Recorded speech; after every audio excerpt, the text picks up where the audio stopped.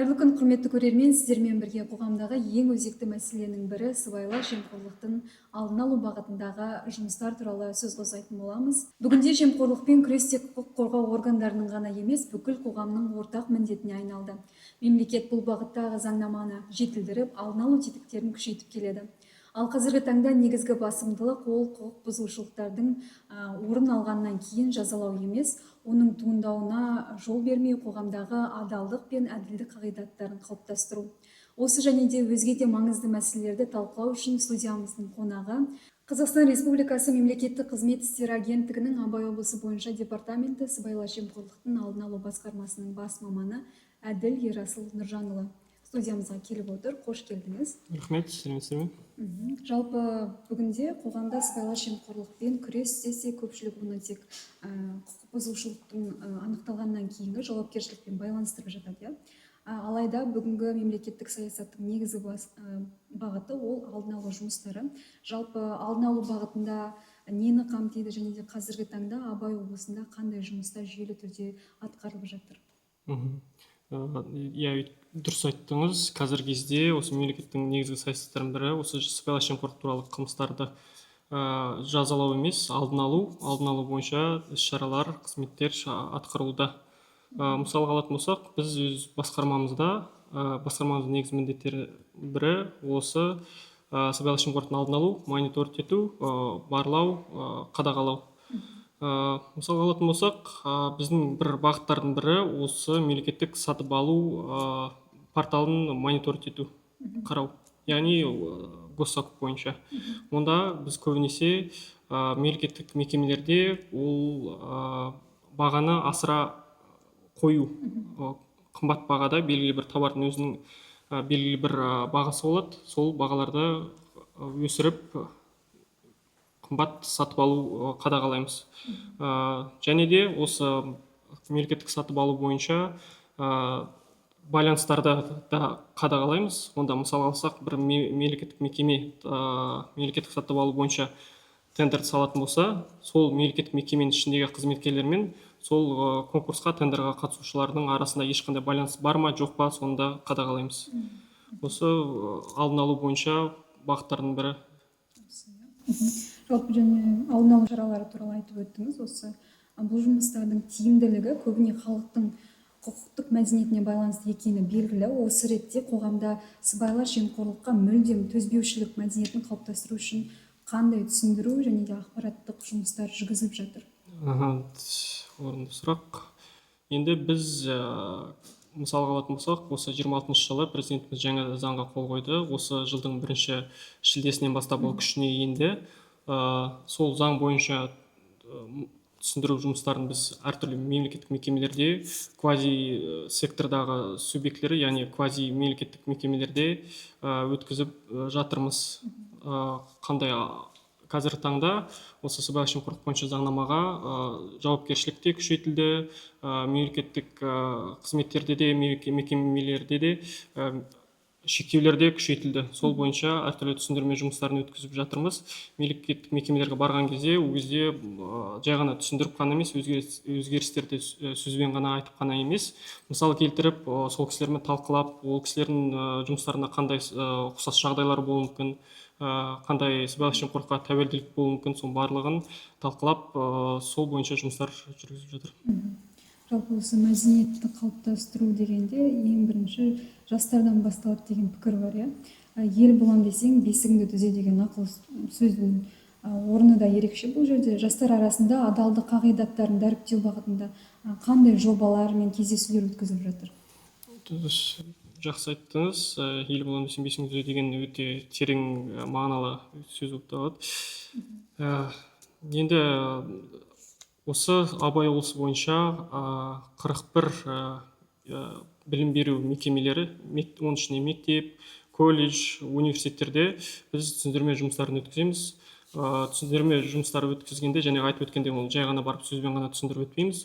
Онда әртүрлі тәрбиелік видеолар көрсетеміз, мысал ретінде видеолар көрсетеміз, тағы да өмірлік жағдайларды түсіндіріп айтамыз. Неғұрлым жеңіл жеткізіп түсінетіндей қылып жеткізуге тырысамыз. Тағы да осы мысалға алатын болсақ, осы жыл басынан бері осы Абай облысында біздің департаментпен TEDx форматында кездесулер өткізілді. Ол жаңағы танымал тұлғалармен, жастармен, студенттермен кездесті. Ол өз өмір туралы, болашақта және адалдық бойынша, сол бойынша кездесулер өткізілген. Және де әртүрлі стендап іс-шаралар өткіздік. Одан кейін мектептерде андай қозғалыс бар, адал ұрпақ, саналы ұрпақ деген. Адал ұрпақ деген университеттерде, саналы ұрпақ деген мектептерде сол қозғалыстың қатысушыларымен, мүшелерімен кездесіп әртүрлі кездесулер өткізіп отырамыз. Және де осы сыбайлас жемқорлықтың қарсы мәдениетті қалыптастыру мақсатында Абай кап деген осы КВН сайысы өткіздік осы тақырыпта. Және де Абай сөзі әділдік темір қазығы интеллектуалдық ойында да өткіземіз осы сыбайлас жемқорлыққа төзімсіздік мәдениетін қалыптастыру мақсатында жастар арасында. Жалпы көп профилактикалық жұмыстар атқарып жатқан екенсіздер. Жалпы осының пайдасы тиіп жатыр ма? Енді жастар арасында енді оны бұйыртса болашақта көре жатармыз жастар арасында. Ал мысалға мемлекеттік мекемелер арасында, мемлекеттік қызметшілер арасында жалпы алғанда осы сыбайлас жемқорлық бойынша құқық бұзушылық, осы жалпы Қазақстан бойынша алғанда осы Абай облысы ең төменгі санаттарда. Жалпы Абай облысында биыл мемлекеттік қызметкерлер арасында жемқорлыққа тап болған адамдар бар ма? Тіркелді ме ондай жағдайлар? Ол статистикаға сүйенсек, жалпы мәліметтерге сүйенсек, осы жылдың басынан бері осы 6 мемлекеттік қызметшілерге осы сыбайлас жемқорлық бойынша қылмыстық құқық бұзушылық тіркелген, сол бойынша үкім шыққан. Енді өкінішке орай ондай арасында кездесіп тұрады. Бірақ соның өзінде есептегенде осы Абай облысы бойынша төмен статистикаға сүйенсек салыстырмалы түрде.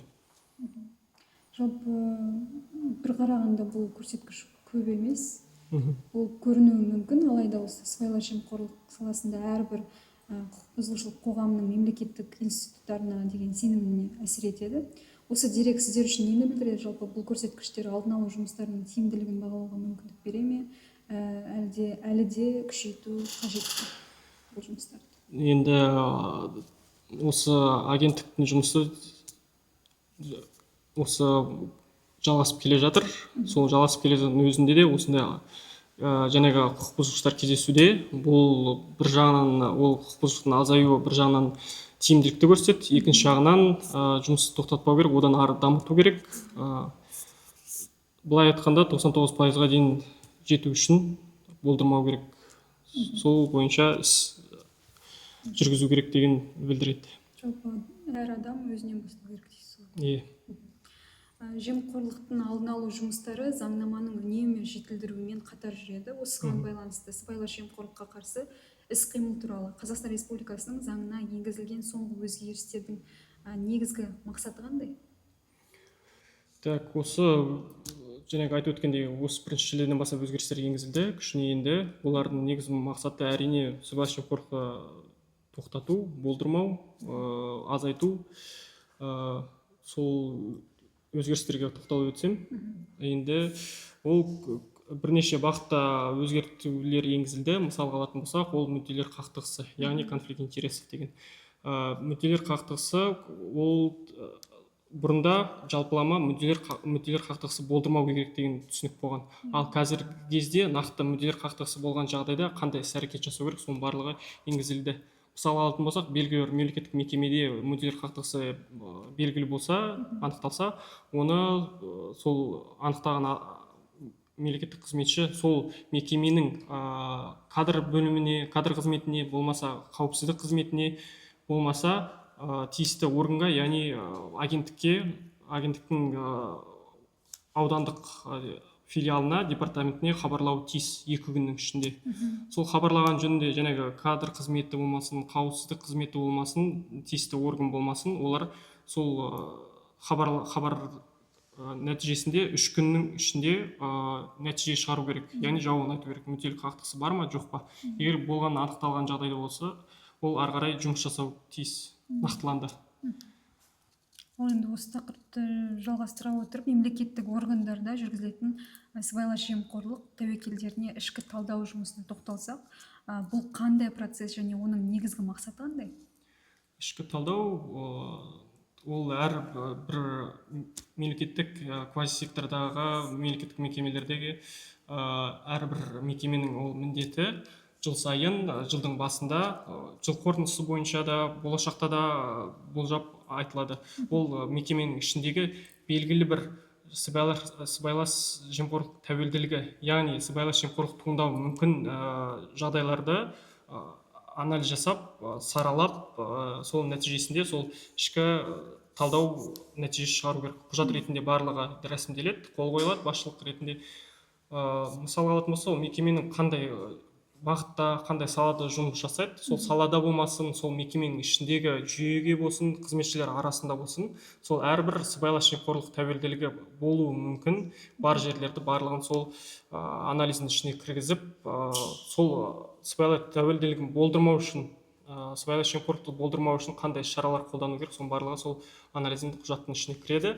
Және сол құжат бойынша жыл бойы болашақта сол жұмыс істеп отырады. Және де ол анализ ол тексеріліп отырады. Сол анализдің ішіндегі атқару керек іс-шаралар орындалып жатыр ма, соның барлығы тексеріліп отырады. Ал осы ішкі талдау барысында анықталған тәуекелдерден кейін қандай тәртіппен жойылады бұл? Яғни анықталған кемшіліктердің қайталанбау үшін қандай жүйелі жұмыстар жүргізіледі? Ол ішкі анализ талдау нәтижесінде ол тек қана қателіктер ғана емес, өзгерту керек шығар, мүмкін белгілі бір жүйеде кемшіліктер бар шығар, ол да соларда кіреді. Мысалға алатын болсақ, белгілі бір мекемеде және белгілі бір конкурста, тендерді өзінің саласына байланысты қағаз жүзінде өткізу мүмкін, тендер конкурсты. Енді қазір цифрландыру заманында ол енді өткен заман болып табылады. Және де егер құжатты қағаз түрінде шығарып адамға беретін болса, қызметкерге беретін болса, ол жерде сыбайлас жемқорлық тәуелділігі туындауы мүмкін. Тәуелділігі бар деп нақты айта аламыз. Сондықтан оны көшіру үшін аудандық территориалды мекеме оны өзі өзгерте алмайды ғой, оны жоғары жақтан алып келу мүмкін. Сол жәнегі шешу жолы ол жоғары тұрған органға хат жазу, ұсыныс беру, жәнегі қағаз түрінде өткізетін конкурс құжат тендерларды цифрлық түрге, платформаға электронды түрде өткізу, ұсыныс жасау керек, хат жазу керек, сол секілді осындай мысал ретінде.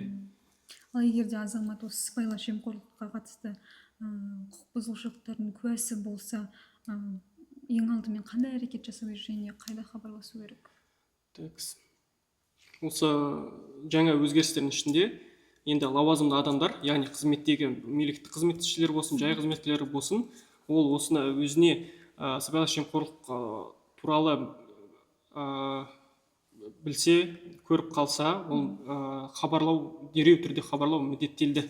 Яғни егер де Құдай сақтасын, ертең қылмыстық тергеу болатын болса, сол тергеу барысында нәтижесінде сол кісі білген анықталса, ол жауапкершілікке алып келуі мүмкін. Осыны айта кетейін.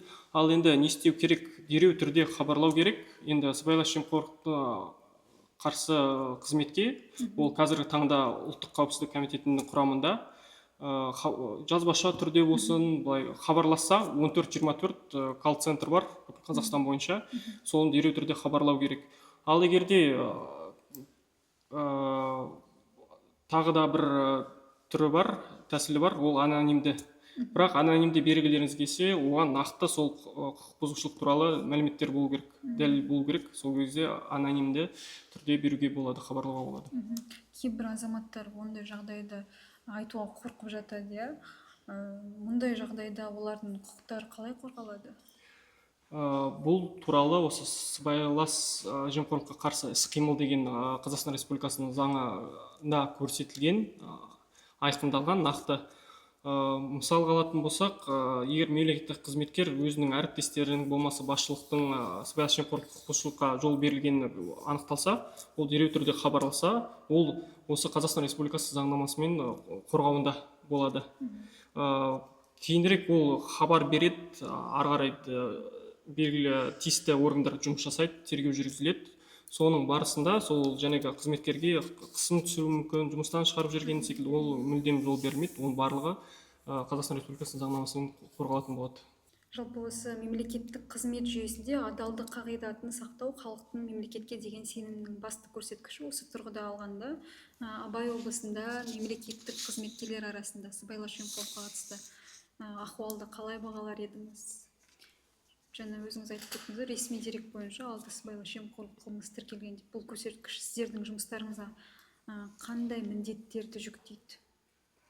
Жаңағыдай айтып өткендей, ол біз істеп жатқан іс-шараларды жетілдіру, одан да нығайту, күшейту, көбейту. Қазіргі таңда енді жаңағы айтып өткендей, әртүрлі түсіндірме жұмыстары бойынша сол шараларды жаңа түсіндіріп қоймай, оны әртүрлі сайыс ретінде, немесе пікірталас ретінде сондай форматта өткізбекшіміз болашақта. Сондай форматқа көшпекшіміз. Сол кезде осы енді көрсеткіштерді азайтуға тырысамыз, барлық күшімізді саламыз. Көп жағдайда осы қоғам назарын жазалау шаралары көбірек аударады ғой, алайда халықаралық тәжірибеде алдын алу тетіктерінің әлдеқайда тиімді екенін айтылып жүр. Сіздің ойыңызша осы неліктен алдын алу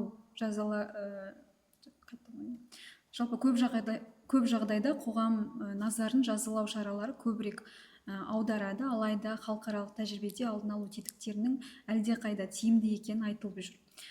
Сіздің ойыңызша неліктен алдын алу жазалаудан маңызды, бұл қағидаттың ұзақ мерзімді нәтижесі қандай болады?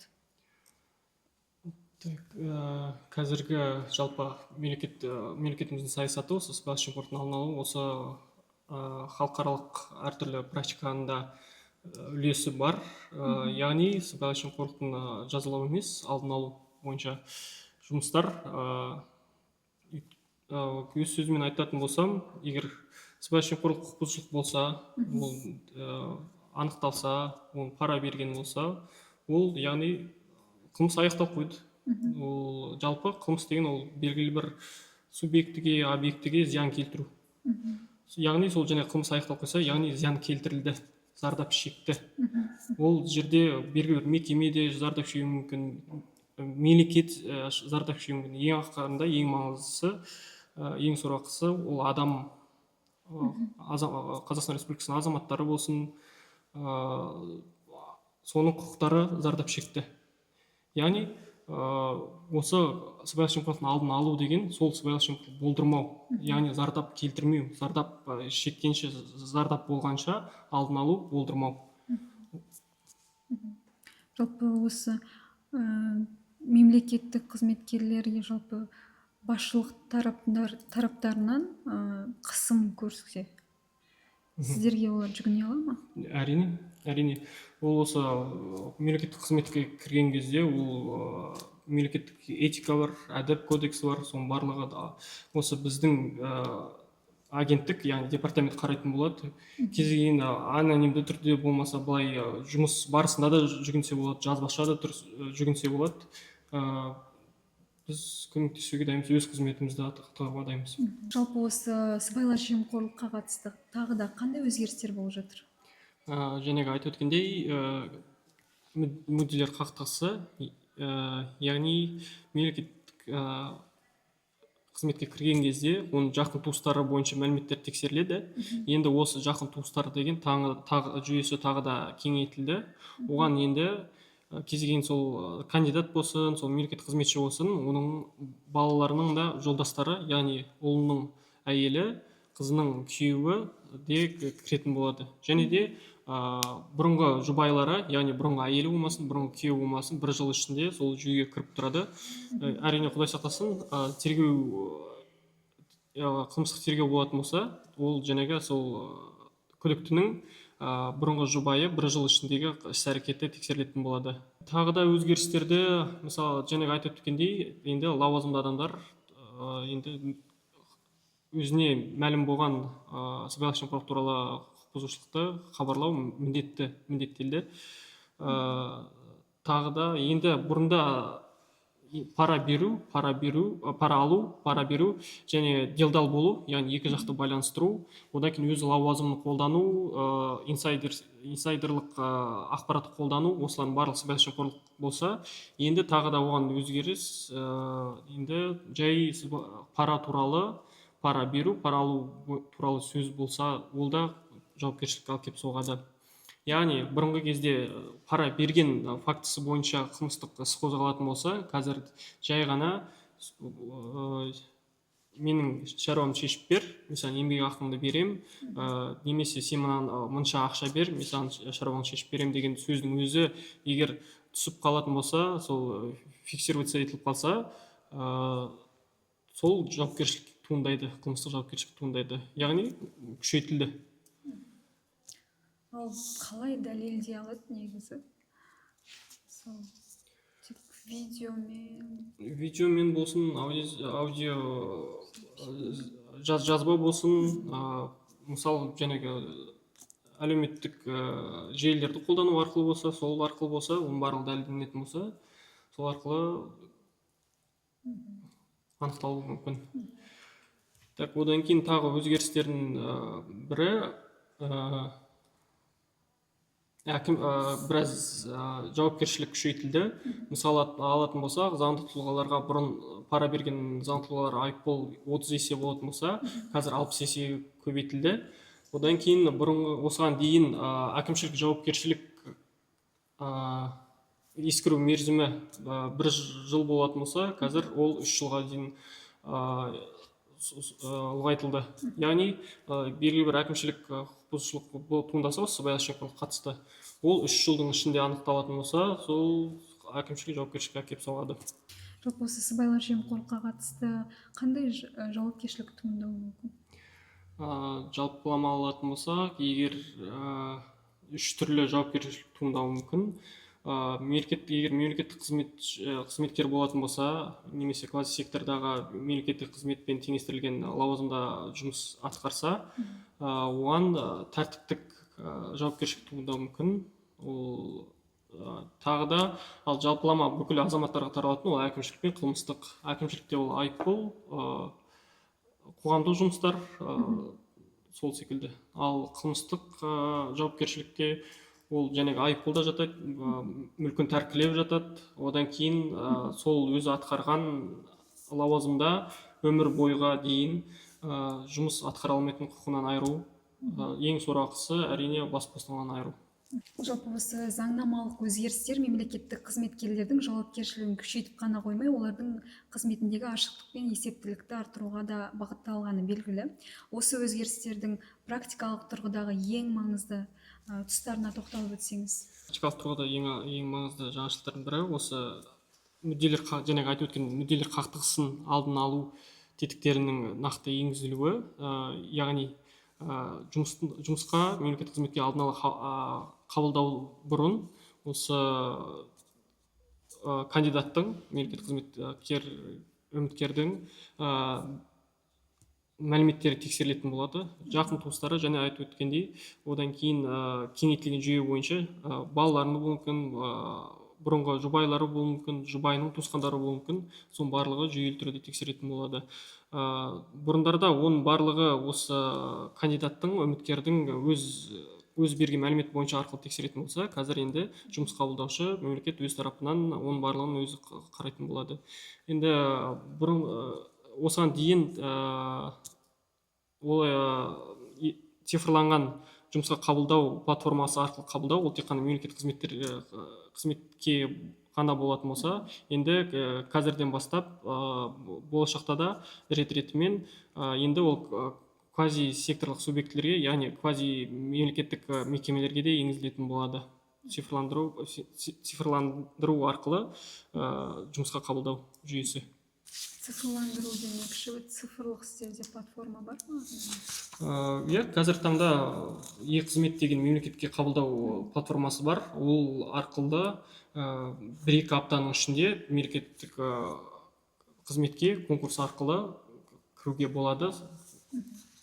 Жұмысқа. Оның барлығы цифрланған, бірде-бір сол мекемемен үміткердің ешқандай контакты болмайды, бір бірімен кездеспейді, оның барлығы жүйелі түрде цифрланған, тек қана сол платформа арқылы істейтін болады. Құрметті көрермен, бүгін біз сыбайлас жемқорлықтың алдын алу шаралары, заңнамадағы өзгерістер, мемлекеттік қызметтің ашықтық мүдделер қақтығысы, сыбайлас жемқорлықтың тәуекелдерін төмендету және қоғамдағы адалдық мәдениетін қалыптастыру мәселелері жөнінде сөз қозғаған болатынбыз. Бүгінгі біздің студиямыздың қонағы Ерасыл Нұржанұлы, уақыт бөліп ақпаратпен бөліскеніңізге көп рахмет. Алдағы жұмыстарыңызға тек қана сәттілік тілейміз.